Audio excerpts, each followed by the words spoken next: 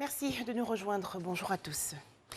En Côte d'Ivoire, le 7e jour de campagne électorale pour la présidentielle 2020. Les candidats au scrutin ont 2 semaines, on le sait, pour cette campagne fixée du 15 au 29 octobre prochain. L'élection présidentielle, elle, va se tenir le 31 octobre 2020.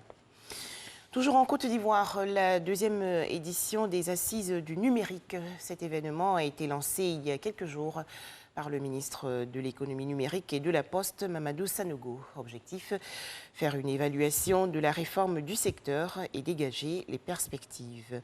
Les précisions de Cheikh Koné. 2e édition des Assises du numérique autour du thème Bilan et perspectives, 7 ans après la réforme du secteur des télécommunications, des TIC et de la Poste. Il s'agit ainsi d'évaluer les acquis enregistrés par les réformes entreprises pour améliorer la gouvernance d'Internet en Côte d'Ivoire. Les résultats sont édifiants. Aujourd'hui, des lois sont en vigueur pour la réglementation de nombreux secteurs, dont la cybercriminalité, les transactions électroniques et la régulation du secteur de la poste. Outre ces avancées, on note la création par l'État de structures telles que la RTCI, l'AIGF, l'ANSUD, le VITIB et les ATIC. Ces assises qui se tiendront véritablement, je dis bien véritablement, en janvier 2021, offriront un cadre de discussion à l'ensemble des acteurs de l'écosystème du numérique. Mais dans l'intervalle, les commissions techniques mises en place commenceront leurs travaux scientifiques dès maintenant. Mes attentes sont donc fortes quant aux conclusions de ces assises.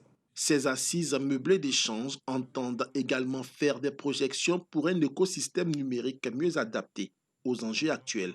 À l'agenda de cette rencontre, diagnostiquer les activités du secteur du numérique et de la poste. Ce rendez-vous d'aujourd'hui est un pas important aussi dans la vie du secteur de l'économie numérique et de la poste, mais plus particulièrement pour nous, la Poste de Côte d'Ivoire, c'est un moment de bilan parce que la loi portant code des postes qui datait de 1976 a été donc revue.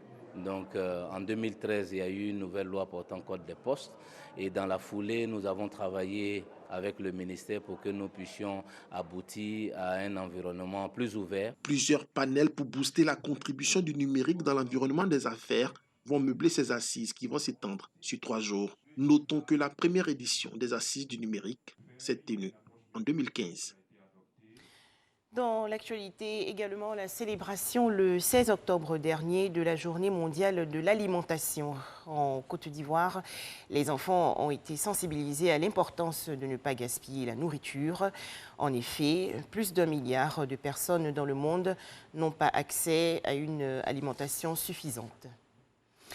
Direction à présent la Guinée-Conakry où la Commission électorale nationale indépendante, la CENI, a commencé hier à publier les premiers résultats de la présidentielle du 18 octobre dernier. À noter que les chiffres annoncés concernent seulement 4 circonscriptions du pays sur 38 au total.